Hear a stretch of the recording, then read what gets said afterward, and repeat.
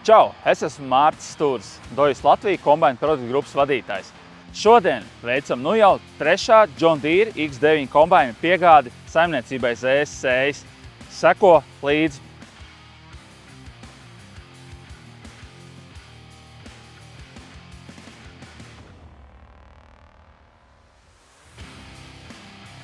Kā arī mūsu superjaudīgo Gatoru SU 865M.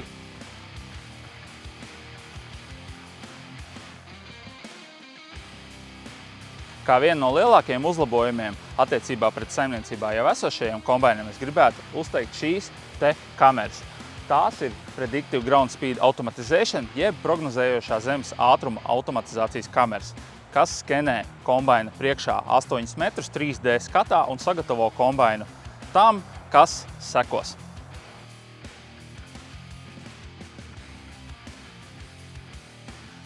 Kamēr esam ceļā, vēlos pastāstīt par John Deere X9 kombaina pamatspecifikācijas lietām. Kā pamats, protams, mums ir dzinējs.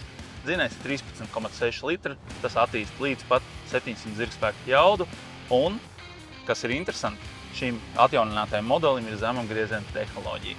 Šeit mierīgi var pult 100 tonnas stundā. Turpinot specifikāciju par šo kombainu, kombains ir aprīkots ar lentu tipa hederi, kurš ir 40 pēdu plats, jeb 12,2 metri, un ir aprīkots ar pustošo grīdu.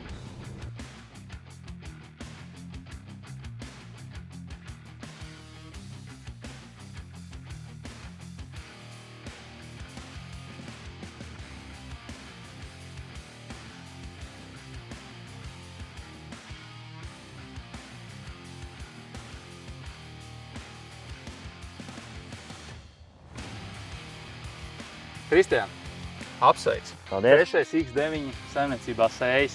Iespaidīgi. Kopsumā 3 X9, 2100 zirgspēki, gandrīz 37 metri. Darba platums. Wow!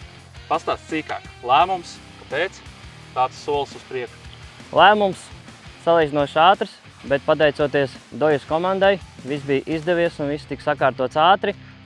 Šī gada laikā mums palielinājās platība par, var teikt, 500 hektāriem. Līdz ar to mums bija nepieciešama vēl viena kombaina vienība.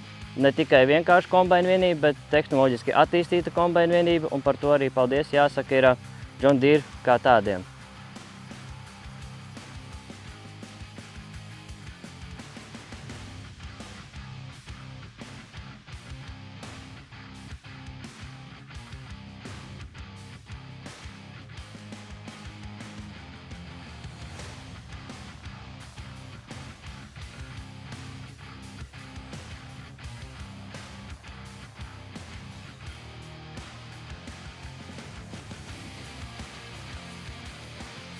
Vēlos pieminēt arī to, ka tehnoloģiski šis ir solis uz priekšu. Iepriekš arī stāstīju par šīm te īpašajām kamerām, kā arī šis kombains komunicē ar citiem saimniecības traktoriem, kas liek noderēs uz lauku, ietaupīsim laiku, būsim efektīvāki un produktīvāki. Pareizi tu saki. Paldies!